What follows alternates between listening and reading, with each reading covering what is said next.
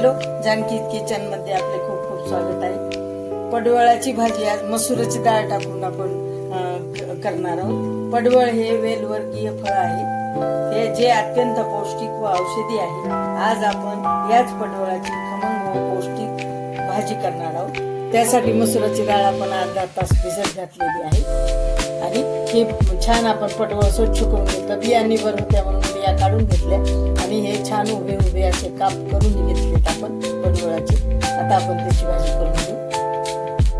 आपण तेल तापायला ठेवलेलं आहे, गॅस चालू करून। तेल आपलं तापलेलं आहे भाजीसाठी।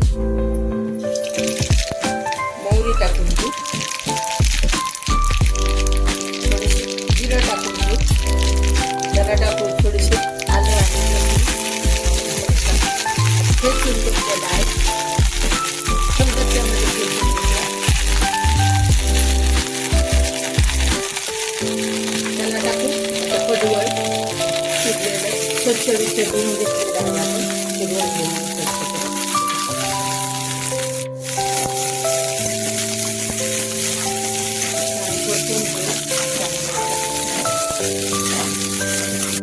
हळद टाकून घेऊ, कलर भाजीला छान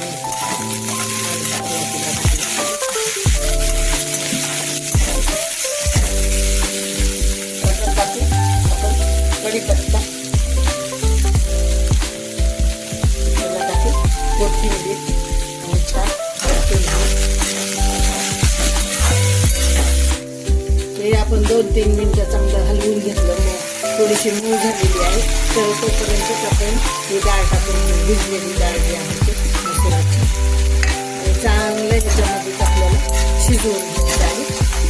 पडवळाने आता डाळ शिजून घेतली, थोडं मोठं कुठली खोलगट कुठून घेतलेलं मी टाकायचं आहे।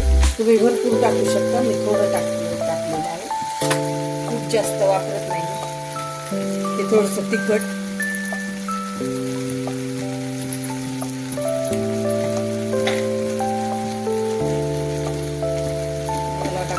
चवीपुरतं मीठ आणि आता चांगली मऊ होईपर्यंत वाफवून घ्यायची, म्हणजे डाळ पण आपली शिजते आणि पडवळ पण शिजते। हे आपण गॅस बंद करून भाजी आपली तयार झालेली आहे। ही पडवळाची मसुराची डाळ टाकून भाजी ही तयार, खाण्यासाठी तयार आहे।